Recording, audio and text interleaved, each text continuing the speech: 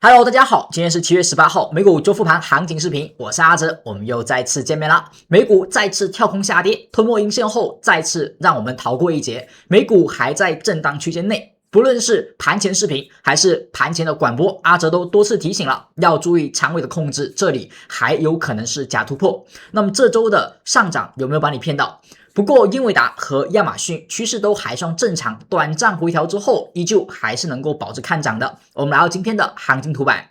那么首先我们看到本期视频的行情目录。那么今天是市场观察纳斯达克指数第349期的视频。那么阿哲会通过以下的3个部分讲解本期视频美股的周复盘观点。第一部分还是最关键的指数环境。那么指数环境如果不明朗，甚至存在下跌风险，那么其实我们会发现这一波下跌，那么哪怕有些个股出现买点，其实它都很容易被受拖累而出现下跌。所以指数环境一定要先分析好。我们还是会通过之前观点的回顾、多空目前有缺口和三大指数的趋势分析来告诉大家目前的环境如何。那么第二和第三部分就是我们个股解析了。那么个股解析当中，阿哲会讲到特斯拉、英伟达、比特币、以太坊、科威、谷歌、亚马逊、微软、MSTR、Circle、礼来、AMD、英特尔、APP、SOXL、Meta、RQB、台积电、PLTR、美光、亚马逊、AOI、LITE 以及 NBIS 等以上的个股标的，希望今天的视频依旧能够帮助到您。个股标的当中呢，标记绿色块的都是阿哲目前认为还存在做多机会或趋势看涨的，而灰色块并不是说全都看空而是有很多个股在下跌之后进入到重要支撑，但其实还没有多方的反馈，所以我们还是要去密切的关注。而如果您是新同学，首次来到阿哲频道观看视频，那么有一些温馨提醒需要提前告知。视频当中的内容会比较多，所以视频时长一般也会偏长。但阿哲也知道，不是每一部分内容您都感兴趣去观看，所以也把视频当中的内容都划分好了时间轴，您做一个跳转，可以快速的去阅读最想要看的那一部分内容。不过第一部分我们不能够去错过，因为第一部分是最为关键的，关于指数的一个环境。我们来看到之前的一个观点回顾。在之前我们为什么认为这里会存在风险，是因为这样的一根阴线的产生，这个叫做吞没阴线。吞没阴线它的一个特点在于它有一个冲高回落的动作，而后把昨天的阳线的低点给击穿，这种就是吞没阴线。而曾经在这一次的跳空下跌当中，在第一次的跳空下跌当中，它其实也出现了这种阴线，这里是不是也是冲高回落，而后把这个阳线的低点给击穿？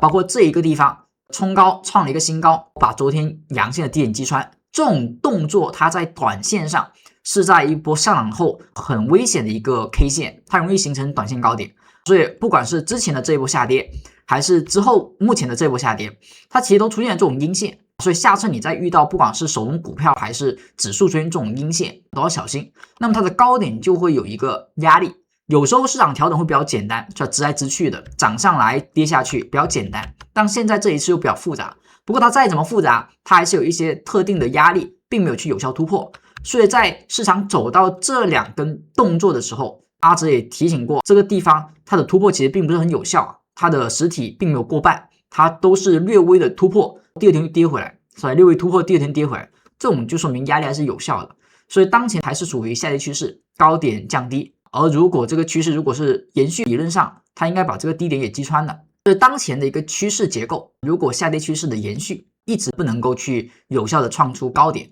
那么往后它应该是要去破这个低点，这是一个日线的趋势。接下来我们再看一下有关缺口方面，曾经我们讲过的多空缺口，当前在做一个复习。目前我们来看到市场当中，你所看到这个颜色块就是缺口的一个形成了。粉红色它就说明是一个向下跳空缺口，蓝色它就是一个向上跳空缺口。向上跳空缺口当前是在减少的。我们曾经讲过，多方的一个趋势占优的一个情况下，多头如果很强劲，那么市场应该是大面积留下向上的跳空缺口，而后不被回补。哪怕有时候会回补，它也会快速的见到低点，那一补呢就是一个低点，一补就是再次的上涨，所以空方力量就很弱。在这种环境之下，那当前其实很明显有点变化了。其实这个变化从之前这里开始就有所不同，它的缺口开始被很快速的回补，以及缺口上也被很快速回补，并且回补之后所谓的低点其实没有出现，或者说它就是一个反弹。这其实就已经意味着从缺口角度市场在走震荡，或者说开始走弱。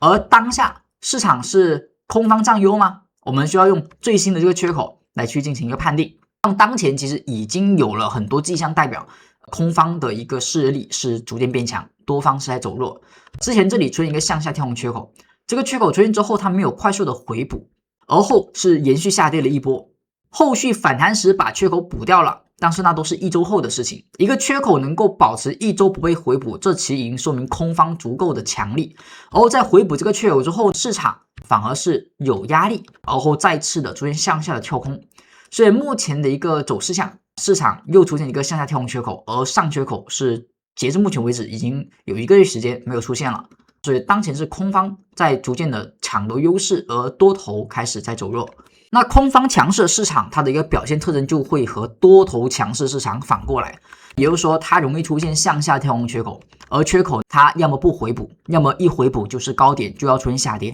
是吧？之前这个缺口一回补，是不是这附近的高点到目前为止都没有去有效的突破？所以这个缺口一回补，空方力量就在这里形成了一个压制。所以当前这个缺口出现了，那么如果当前的空方是真的在逐渐变强，它不应该去在这个地方快速回补后，哪怕回补了，它也应该会很快的出现一个高点。就是这两种特征，要么就不回补是压力直接往下跌，要么就是回补了，但是直接就是高点继续往下跌。这两种状况都说明当前市场多方是不强势的。那么做多的同学就最好再等一等，要么等超跌，要么等趋势走强，把这个缺口完全填补，但不见高点。所以当前的一个缺口就是告诉我们空方在变强，哪怕空方不是绝对优势，那市场也还在震荡，多头目前一个向上跳空都没有见过，跟之前的趋势是完全的截然相反，所以多空之间力度在已经转变。等一下我们也可以看一下三大指数的一个趋势。那么以上就是我们的第一部分和第二部分所讲到的一个内容，也是之前我们都学过的知识点。如果您是新同学，也可以反复看一下我们讲过的这些内容，关于 K 线，关于缺口。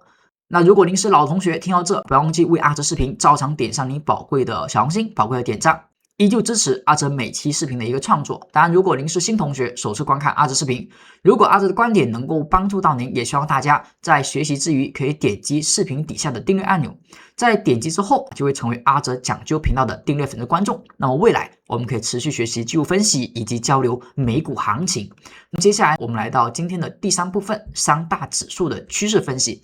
三大指数当前其实都存在顶部的特征，或者说哪怕最强势的道琼斯指数也存在风险的特征。我们目前所看的是三大指数的一个日线图表，阿哲是加上了一个趋势分析的指标。您只要是订阅粉丝观众，那么这个指标您应该都能够看得到，都有所安装使用过。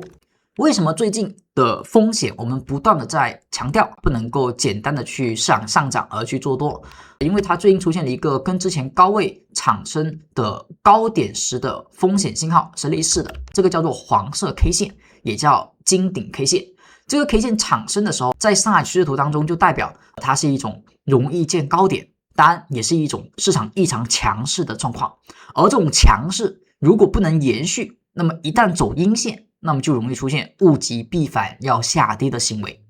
所以在之前我们讲过，这个地方是标普，是吧？它出现了一个黄色 K 线，然后伴随阴线的形成开始破位。那纳斯达克指数是吧，也是黄色 K 线出现跌破，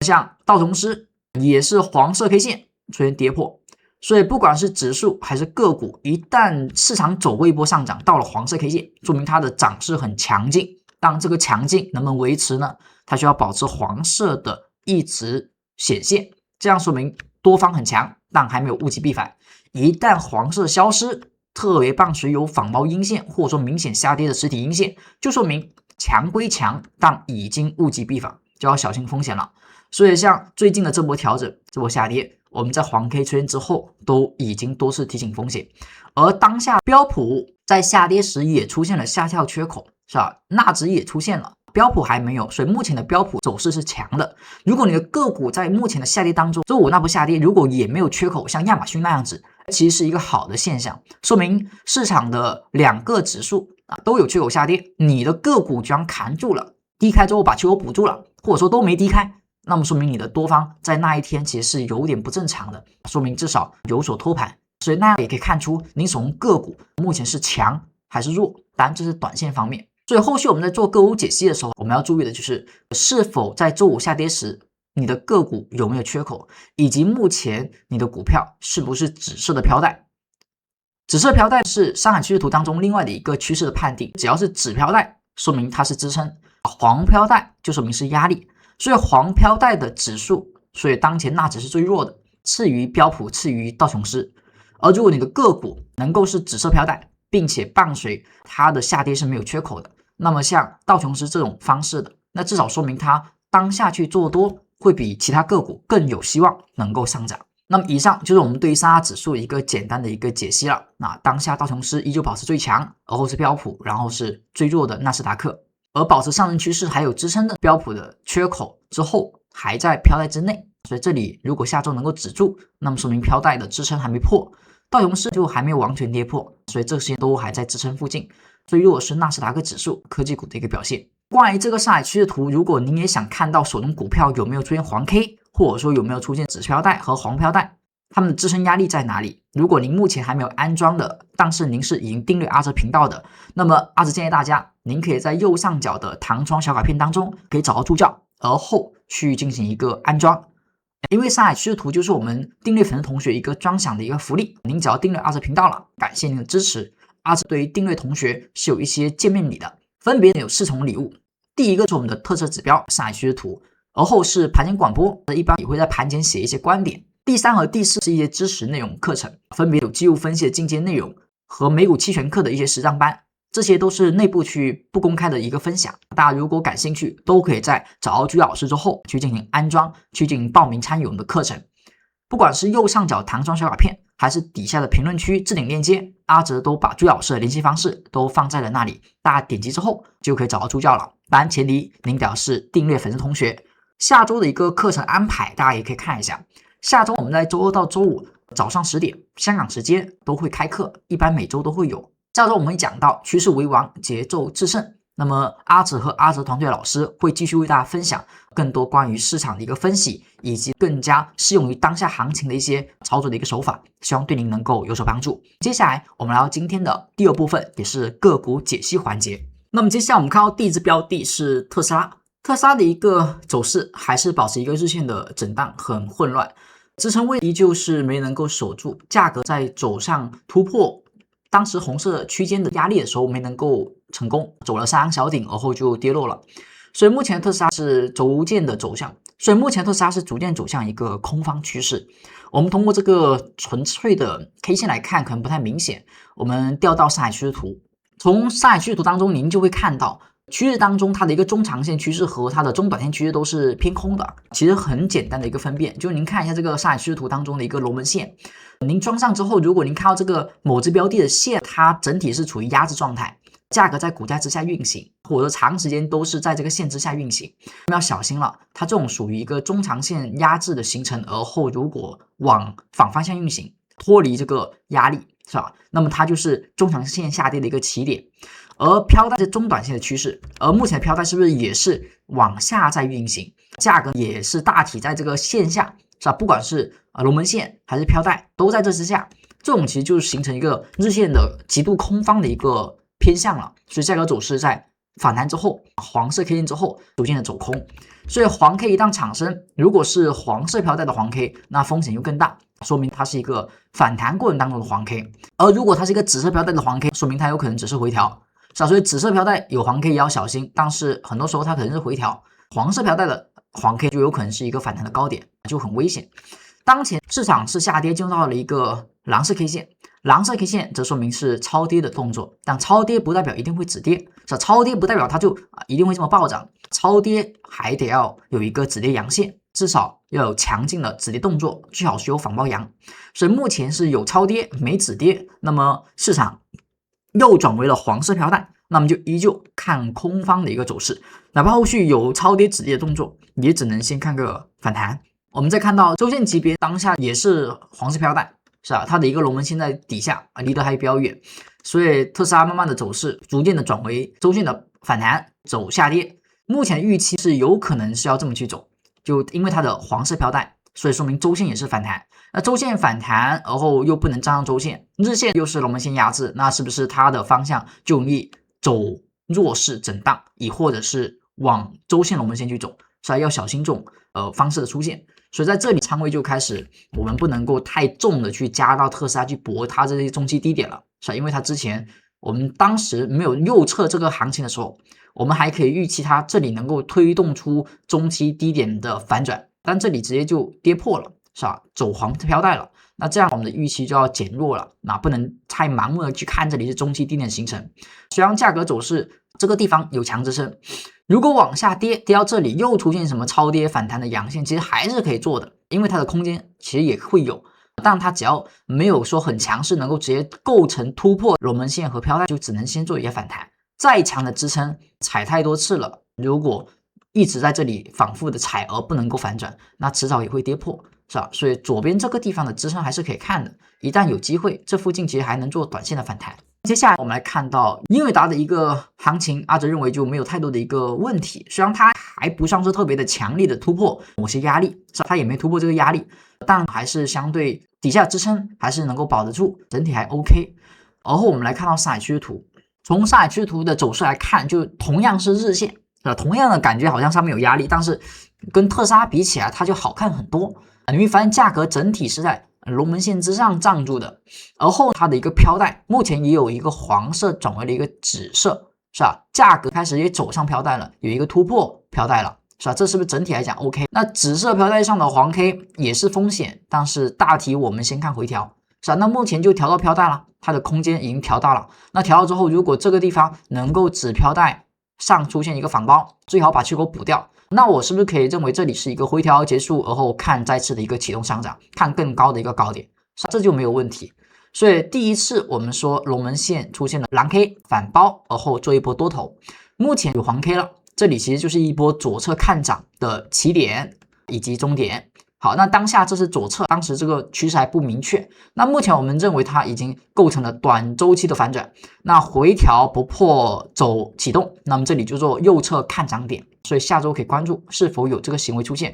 快速回补缺口，站到缺口之上，快速的买入。我们看到周线是不是也是一个跟我们刚刚所讲的认为这个飘带上是吧，是一个紫色的，那黄色 K 线破位做了一波回调，是吧？黄 K 风险已经释放了。那目前到飘在这里了，有蓝 K 有反包，那上一周的这一个回撤回落，是不是相对于对于反包的一个二次回踩？所以英伟达当前周线趋势、日线趋势都还是 OK 的，所以我们就以做多来去看，当然有买点就买，没有买点就继续等待它可能回调龙门线，是吧？要么就在飘带走止跌右侧买，要么就龙门线止跌右侧买，都是可以的。接下来我们就看到下只标的是加密货币。加密货币当下走一个向上，还是走一个底背离之后的上涨，我们还是以背离去关注。市场目前在之前的这波上涨，我们提醒的是底背离之后上涨，只能说是挺超乎意外的，上涨涨到现在还在延续，是吧？它的之前的运线没有下破，如果下破其实是一波空方的机会，因为目前是处于顶背离的阶段。我们寻求市场做多机会，而后顶背离寻找做空机会，因为当前大周期还是偏空的，所以如果能够寻找做空机会，那肯定会好一些。而当前的做空机会就还是之前这波上涨加密货币当中的比特币，它是没有新高的，它没有打破这个高点，还差一点点。而后我们看到以太坊是直接2个高点能够过去了，所以当前是以太坊多方强势，而比特币相对弱一点。如果后续出现这个地方，因为它还是一个分形结构，它目前调整还不是强劲的，包括这个低点作为支撑，就最好我们做空能够去选一个明确的右侧，这里如果有一根阴线破掉左右的低点，那么后续的反弹去寻找做空机会是可以的，你直接开空也行，把上方的高点作为防守，作为止损那样是 OK 的。如果这一波回撤是不破左一，那么就说明这个回调后有机会是吗？比特币还要往上推动去修复跟以太坊的背离，所以这个地方就可以建立一个预期，回踩时在这个地方要么收出止跌阳线，我去看修复上方的高点背离，那有一个短线空间。如果要做顺势，就等待市场走弱，维持顶背离，然后把大阳线的低点给击穿然后反弹做比特币的空方，目标是要去修复底下的一个底背离。所以当前做多做空，我们可以等待一个信号，做空最好不要跌破这个左边的大阳线，有启动阳线。可以做以太坊的多，因为以太坊是多方强，而如果你要做空，就要等待比特币的大阳线破，反抽做下方的一个比特币的空单，因为比特币目前的一个多方是较弱，所以做空肯定是做比特币的空方，当然这是短线的预期。接下来我们来看到今天的一个第三部分的第一支标的是阔位。那么当前我们所看的是阔位的一个图表，阔位它就是一个黄色飘带，黄色飘带每次有上涨都先以反弹来看待，而飘带的黄 K 就小心它这个风险了。当然黄 K 也要小心它是一个回调，当然有时候回调可能会变反转，是吧？好，所以最近它又出现了一个反弹，蓝 K 反弹到了龙门线，反弹到了一个黄色飘带，出现了一个压力，顺势下跌。所以一个空方趋势就是低点降低，高点降低，所以这是一个空方趋势的正常的一个排列。那现在是跌到了一个周线上，我们可以看到它是一个左低，是吧？左边这个低点，这个低点，所以当前是跌到了之前的支撑区，所以周线这个地方下跌，有蓝 K 是来到了一个密集的区间。那么这个地方我们看到它是一个蓝色 K 线，蓝色 K 线说明是超跌的，但超跌要有止跌，所以周线目前超跌，最好等待周线蓝 K 消失，那么又在支撑这里能够撑得住，那么我们可以在日线去寻找交易机会，但当前还是单边下跌，所以日线要等待。所以有蛮多个股是一波大跌之后来到了重要支撑附近，有蓝色 K 线超跌，但还缺少这个确认信号，还是蛮多灰色块的个股阿哲是看到这种情况的，所以你可以关注，但是最好等待一个明确的周线止跌，而后找日线买点。接下来我们来看到谷歌其实也类似，因为它跟我们所说的亚马逊还有英伟达是类似的，它也是紫色飘带，周线也是看涨的，它也回调了，但是你会发现它的走势就没有那么好的一个交易买点，因为它止跌的力度不太够，我们止跌最好能够有反包阳线，亦或者是蓝 K 的突破，如果都没有，那可能它只是一个小反弹，那这种它就不是一个很好的一个止跌行为，那么它又有可能周线只是反弹，日线是反弹，那周线可能维持下跌，所以这一波下跌反弹它是10日星，下跌又反弹，一直还是没有反包，一直冲高回落，所以周线它一直没有一个明确止跌，日线就会形成一个哪怕有多方机会，还是以反弹来去对待，有可能周线并没有有效的止跌，所以当前还是一个反弹，一个蓝 K， 一个黄 K， 这个地方破位之后形成压力，上一波反弹的一个起点到终点，跟之前这样，反弹的起点到终点就要小心风险，还是以反弹去做，等到周线有明确止跌了，那个时候我们就可以由反弹做到反转。而现在有一个比较明显的缺口，而且跌破了飘带，所以当前要等待，要么是快速回补缺口，是吧？收阳突破，那可以做一个上涨回调、二次回踩的预期去做涨。如果不行，那么这个地方出现了任何反弹，就小心它是继续往下探底的一个行为。所以大家在做价格分析的时候、技术分析的时候，你先关注日线的一个趋势是否有买点，看一下周线整体的环境。那如果周线能够止跌，日线有买点，那我们可以看市场更大的一个目标。如果周线只是有支撑，但是没有止跌，那么日线的买点很多时候还是先看反弹。你要关注它是什么飘带，是蓝 K 还是黄 K。所以大家如果还没有安装上海趋势图，但是订阅了阿哲同学，那么记得可以点击订阅后，找到右上角弹窗小卡片，找助教去安装，去这么去分析，阿哲认为还是挺有帮助的。那接下来我们来看到下只股票是微软。微软的一个行情走势当中，你会发现它是一个紫色飘带，但是紫色飘带在龙门线之下，所以它的日线还是以反弹做，因为它的中长线趋势在上方有压力。那么这种情况下，价格一旦到了这种中长线压力附近，是吧？有黄色 K 线，有破位，很大的危险。但是它目前是还没有到龙门线，所以你也可以认为白 K 突破往龙门线走，是吧？它目前有点往龙门线扩张去进行做一个再次的大反弹的一个行为，所以它这个紫色飘带，我们可以认为它往上在运行，往上再往龙门线的目标去走 424.348。而从周线来看，它是不是不太好？周线是一个黄色飘带，目前反弹到黄色飘带，所以它这个地方我们会发现它也是龙门线附近，所以这里是有一个压力的，所以往上走它的日线的压力肯定会越来越重，所以这个地方能够往上冲一冲斜就差不多，我们就到反弹目标位了，所以它的空间不是很大的。以下的支撑目前是还比较窄，所以支撑的一个紫色飘带是 385.608。 那么接下来我们来看到下只股票是 MSTR 就比较弱一点，因为它还没有破飘带，没破飘带还是以强烈的单边下跌的预期来看，它就不一定能够走到飘带。要想冲击龙门线，是不是得要先突破我们所看到的这一个彩带，突破之后回调，然后再去启动。那目前连第一步都没做到，所以这种强力的单边下跌，周线也可以看到是吧？周线虽然超跌，但是整体还是一个强有力的下跌，这个飘带也是一个黄色的。这种趋势的股票，你做多肯定就比较累，成功率会低很多。所以我们一般就选择亚马逊是吧，类似英伟达那种趋势标的去看周线、日线会比较好，那种做多会比较轻松一点，胜率也会高一点。再次是吧，你至少要找一个类似谷歌那种的，虽然周线没有止跌，但至少周线有支撑，是吧？像 MSTR 这种又没有止跌，又没有支撑，整体又是日线、周线都空方，你要去博弈它一波中期反弹，这个胜率其实不高，是吧？你看之前跌了多长时间才有一波中期反弹，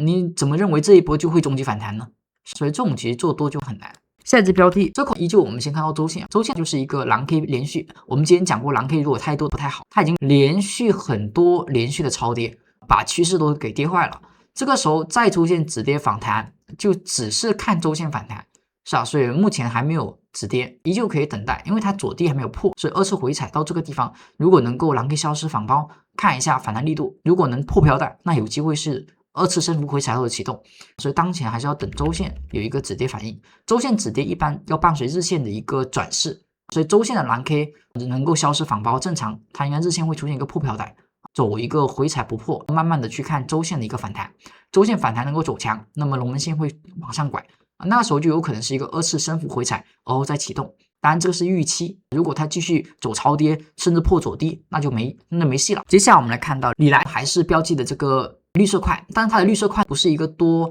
好的一个趋势，周线上趋势依旧是一般般，因为它周线是个黄 K， 所以离飘带远了，所以周线黄 K 一般来讲说明它的大周期或者说相对高的周期是一个相对偏高的一个位置，有风险释放的一个可能性，只是它当前这个黄 K 没破位，它还有一定的多方能量的撑着，所以我们博弈的是短期还延续上涨有空间，但已经只能说看短一点，每次新高都是风险了，所以在日线上有这个蓝 K 消失反包，我做一波短线的突破是 OK 的，突破之后有黄 K 就小心了，回踩有蓝 K 有反包突破，周五的时候下跌没有影响到它，所以这个就还不错，所以日线依旧看，能够新高之后再看风险，而如果向下跌那就要止损，蓝 K 低点跌破就止损，这个止损点你就可以放在蓝 K 低点1132附近，这个还是 OK 的，向上就看1249.45之上，而后寻找衰弱点，或者说在前高附近找衰弱点，整体周线偏高位，但是日线还算是有支撑，还有这个力度，短线资金还算是没有放弃，可以跟随资金继续做一波回调的买入。下一只个股来看到，下一只个股我们来看到 AMD 整体的格局就是震荡后往下破，我们的破位之后就引发中期回调的一个可能性就大大增加，因为它之前连续走了日线的单边上涨不断推动，我们说这个紫色飘带走上行趋势它一般就不会那么容易判定衰竭和结束，但是一个趋势如果往一个方向走了很长时间，它往往就会面临一个中期调整的可能性，所以越往后走我们一般就越不太敢，或者说越不太想去抓到它回调，如果你做了你的预期要放低，是吧？所以一旦到了周线偏高位，再出现回调止跌上行，一般左高突破就开始找止盈点就 OK 了。所以高位的个股啊，我们一般来讲，你每次做预期不要太高，所以你不能说走到这个位置我还能够去买了之后看它涨多高，这个时候就预期可能会太过了。目前在飘带上走震荡，还没有碰到飘带的支撑是在 452.279 作为最上沿，所以当下还差一点点，价格目前应该是转为黄色飘带了。黄色飘带转势之后，如果反弹不过往下破，那其实就是趋势周线的一个下跌，日线的中期回调的开始。目前还可以说它是一个回调，因为它是一个震荡区间。下一只股票看到英特尔走得更强势的下跌了，一波上涨走高之后出现了黄 K 而后破位，再下跌再上冲，是吧？没能新高，走下跌。目前是黄色飘带顺势的加速，那就是一个中期回调。中期回调目标位一般是周线的紫飘带，那紫飘带目前是进来了，已经破了上面、下面中轨，当前寻找支撑。所以目前的这个区间就是一个支撑区，它的支撑区的下边沿其实就是龙门线附近，这里伴随一个大缺口，所以这里往下调就说明是周线的回调，周线回调是飘带，那周线其实还是看涨的，所以哪怕它调到这附近，如果能够出现周线止跌，或者说日线的反转结构，那其实依旧有机会是大的底部的可能性，但是我们得等到它到位，而后有明确的止跌，而不能提前抄底。提前抄底，到时候如果这里直接跌穿，那就比较被动，所以一定要等待一个右侧止跌再去看待周线的一个买入机会。当前还是单边下跌比较强。现在个股来看到 APP 虽然有一个空方的一个走势，但当前是在左低长下影线附近出现了一个蓝 K， 所以日线这里是超跌的。之前这个地方是一个支撑，目前又来到这里了，会不会直接跌穿？这个我们要看一下下周表现。目前至少是超跌的，之前这里其实如果能撑得住是有机会启动的啊，但是这里它没有反包阳出现，是吧？直接又跌穿了。所以关键的位置如果能够给个反包阳是可以去尝试做买入的，但如果没有我们就小心一点。还有这种反包的阴线就特别风险了。价格一波下跌，目前是黄飘带，如果后续是这么走的，是吧？反弹飘带不过，那么就是走空了。所以这个地方有超跌反弹的一个机会，反包之后可以去看，最好反包的时候把缺口吃掉，做反弹是 OK 的。目前还在超跌，周线指飘带被跌穿了，所以下跌一波反弹，二次回踩失败了，直接击穿飘带，所以周线的趋势有可能只是延续下跌，目前这里就只能构成的是短线博弈后续反弹的一个机会而已。现在个股看到半导体3倍做多，它就很靠近我们的龙门线了。每次股票如果在牛市当中，每次靠近龙门线，是吧？它都能够产生的是至少有一个反弹。像这个地方一波大行情之后再回到龙门线，其实大概率会有反弹。那么周线其实它就是在飘带附近，是吧？所以周线的飘带下沿一般来讲就是日线的龙门线。当前是跌了连续4个 K 线，4周1个月。是吧？到了这附近之后，容易出现超跌反弹，所以这个地方哪怕只是反弹，它也容易是一波不错的一个反弹。所以这里关注止跌信号，买入之后可以做一波反弹。如果运气好，可能还是一个大的底部，所以这种都是我们可以关注。但是它还没有止跌信号，还在走下跌，单边下跌。我们来看到下个是 Meta， 那 Meta 也是一样，它是对于龙门线走了一波突破。那这个突破其实还可以，因为之前的突破其实都是快速回落的，它这里突破之后还能站了1周。当前还没有跌破这个龙门线，还在飘在这里寻找了一个支撑，有了一个长下影线，所以这一个地方如果有所不同转为支撑，那其实有机会是一个大的反转第一步，所以这个地方可以好好看一下。 Meta 后面也可以关注，跟之前有点不一样，这里开始龙门线是变支撑了，所以这个长下影线之后最好伴随于下周是快速的反馈的这个阳线出现，那我们可以去做它的一个延续的反转。从周线来看，它是不是也到周线的龙门线这里了？这蓝 K 出现是吧？反抽站上飘带，如果能够后续慢慢的转为紫色，那就是一个周线的中期回调的结束，做中线的中期的上涨，那么还是一个不错的位置。下一个个股看到 RKB 就破位了，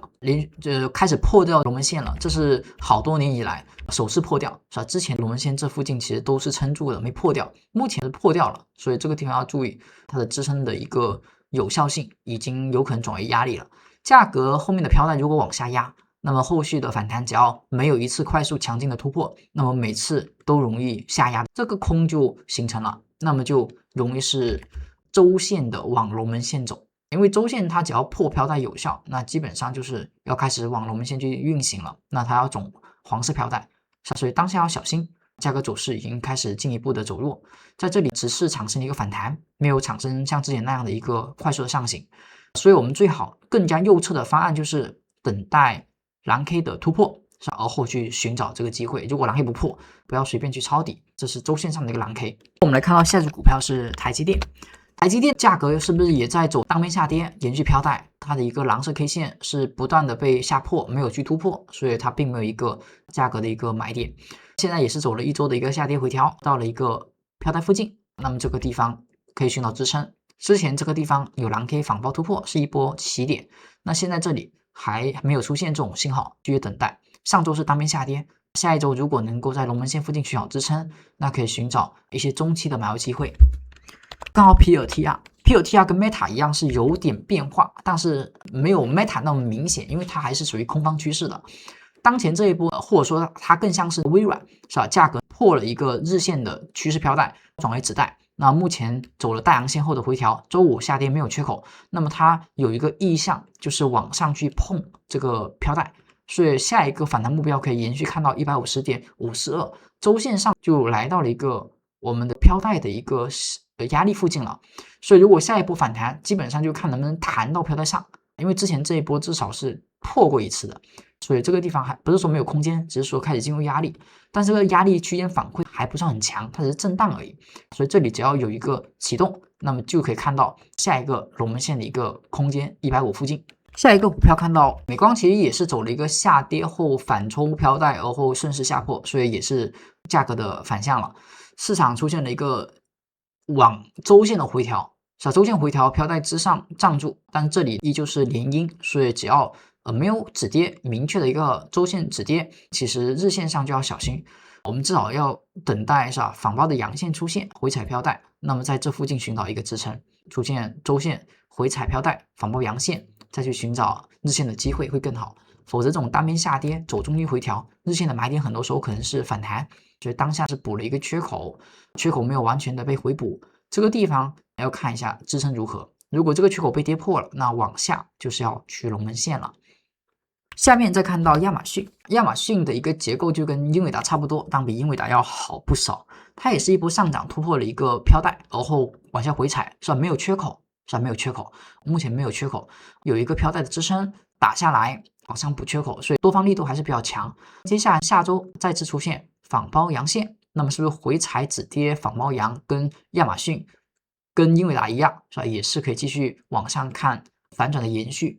可以认为它周线的回调结束。是吧？周线回调，蓝色 K 线反包了，我认为它要往上，是不是继续走趋势？那应该是往前高去奔，所以目前的空间还有，这里只要止跌住，撑住，不要破龙门线，等待买入机会。那么我们就可以看到亚马逊和英伟达的趋势会跟其他个股有所不同。接下来再看到 AOI， 只要碰到龙门线，那么就有机会是中期反弹，或者说中期支撑。看到周线上是不是一个蓝色 K 线？其实，在前几根蓝色 K 线时，我们就有预期它要有反弹，但是预期归预期，那预期有，但是没有反应，那没办法，是吧？你没有买点，不是每次都像之前那么简单，一个蓝 K 就结束了。现在这一波中期回调比较强，所以它蓝 K 之后它一直延续，那没有买点我们就等呗。日线其实也是单边下跌，你没什么买点，都是反弹，大阴之后反弹，目前又是大跌。这个地方如果只是一个普通的反包，那只能看个反弹，所以最好你等一个有效的穿破，基本上周线就止跌了。那周线止跌回调，就像亚马逊、英伟达那样子，那就有机会出现右侧买点